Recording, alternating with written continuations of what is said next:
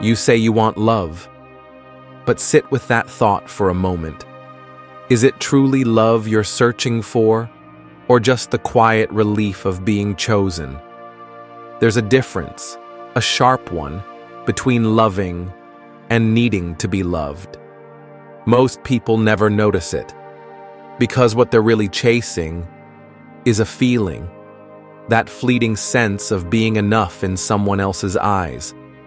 You're not drawn to connection. You're drawn to the silence that comes when someone looks at you, and for a second, your inner doubt fades. It isn't love that keeps you restless at night. It's the ache of wanting to matter, to be seen, to be desired, not as a person to share life with, but as proof that you still exist in someone's world. But what if I told you, that this craving isn't about them at all? What if the one you truly need to be chosen by is yourself?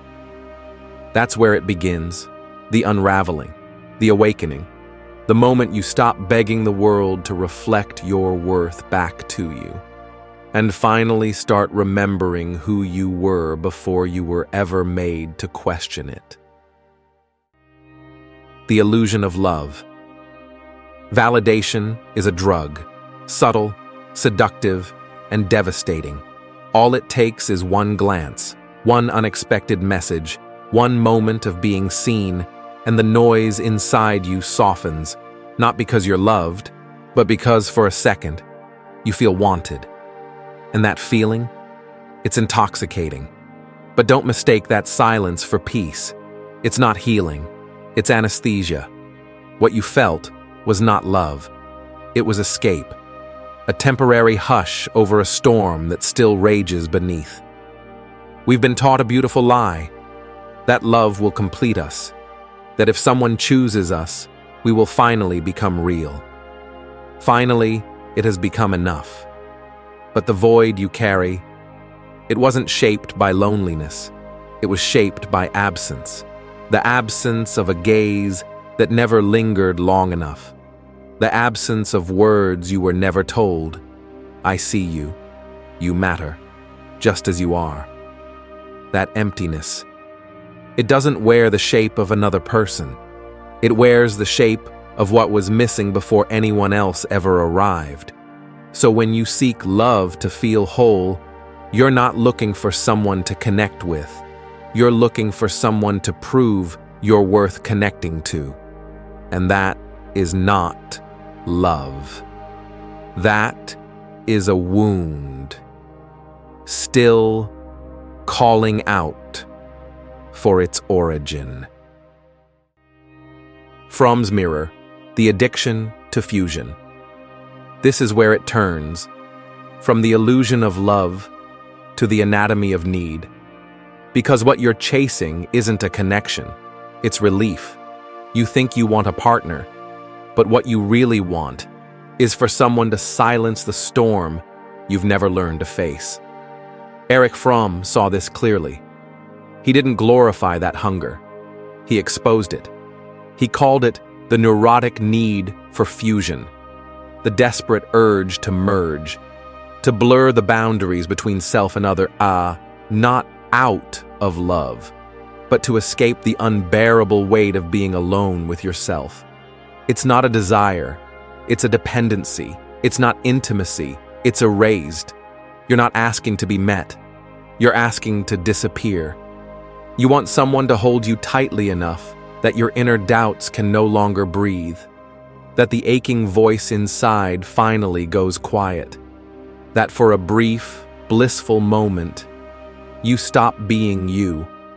But no one, no matter how loving, can carry your emptiness for long.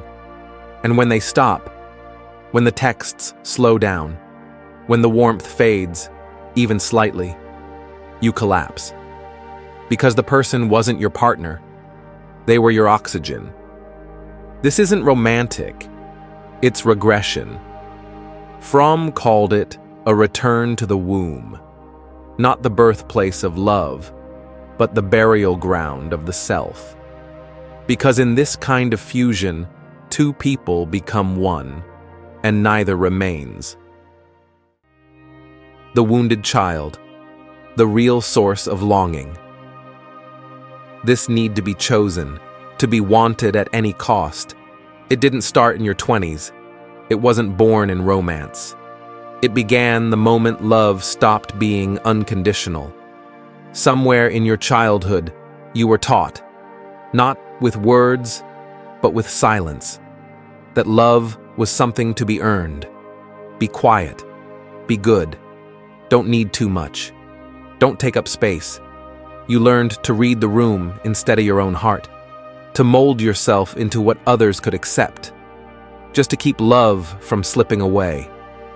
And now, as an adult, you call this shape love. But it isn't love. It's survival. You're not falling for people. You're falling into old patterns, trying to rewrite the ending of a story you never chose to begin. Every time you chase validation, every time you beg for presence, you're not asking to be loved. You're asking to be seen by someone who reminds your nervous system of the ones who never fully did. This is not about the person in front of you.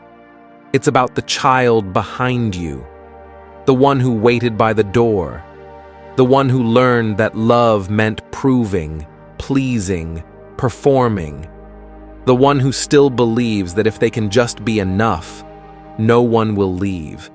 But love doesn't heal this wound. Awareness does, compassion does, turning inward, gently, and saying, I see you now. That's where healing begins. Because until you face that child, not with judgment, but with mercy, you'll keep confusing being needed with being loved. And every relationship will just reopen what you've refused to feel. The culture of infantilized love. It's not your fault you confuse love with need. You were raised in a culture that doesn't teach how to love. It teaches how to crave. Love, in this world, is packaged like a product. It's made to look easy, instant, aesthetic. Swipe, text, repeat. But beneath the filters and fantasies, there's no depth. Only the performance of closeness. Only the hunger to feel wanted. We're taught to chase love the same way we chase approval, as if love is something we win, not something we build. So we don't ask, am I capable of loving with presence, with honesty, with strength? We ask, am I lovable enough, desirable enough, chosen enough? This is the fantasy, that if someone wants you badly enough, it will fix what's broken. That being desired will heal the places inside that were never truly seen. But love is not about being chosen. It's about being whole, so whole that you no longer need to be chosen to feel real. When you are still waiting to be picked, you're not standing in love, you're standing in your wound. Because here's the truth, if your worth depends on someone else's gaze, you will always be starving. You'll confuse silence for rejection, distance for betrayal. You'll mistake longing for depth and intensity for truth. But love, real love, doesn't come from lack. It comes from overflow. It doesn't ask, am I enough for you? It says, I already am. And now I choose to meet you, whole. The inner awakening. There comes a moment, quiet but undeniable, when you realize this hunger for love was never about the other person. It was about you, and the parts of you you still refuse to fully hold. Because true love, real love, begins exactly where need ends. It doesn't beg, it doesn't cling, it doesn't seek confirmation from someone else's eyes. It simply is. It overflows, not from desperation, but from presence. From a self that no longer uses others as mirrors to feel alive. From a heart that has stopped demanding to be seen and started learning how to see itself. You say you want to love, But if that's true, then stop outsourcing your value. Stop making someone else's affection the proof that you exist. Because no one, not even the most loving soul, can validate what you refuse to claim as your own. You matter, but not because someone else says so. You matter because you are. And when you finally live from that place, when your worth is no longer a question, but a quiet certainty, then love becomes possible. Not a search, not a performance, but a sacred sharing of what is already whole. Write this down, not just on paper, but into your way of living. I do not need to be chosen to feel whole. Let it echo in your mind until it no longer feels like a wish, but a truth you carry with you, quietly and completely. Because love, real love, doesn't arrive to rescue you. It doesn't fill the hole. It doesn't fix the past. It doesn't come as proof that you're finally enough. It comes after you've stopped begging to be seen, after you've turned inward and chosen yourself, not as a performance, but as a promise. Love is not something you fall into. It's something you build, patiently, intentionally, from within. So stop searching for someone to complete you. You are never missing pieces. You are only waiting to remember who you already are. And when you remember that, love won't feel like rescue. It'll feel like coming home. If this message stirred something inside you, don't let it fade. Subscribe, not just to the channel, but to your own awakening. Share this with someone who's still mistaking their wounds for love. Leave a comment below. I no longer need to be chosen to feel whole. Let that be your first act of reclaiming yourself.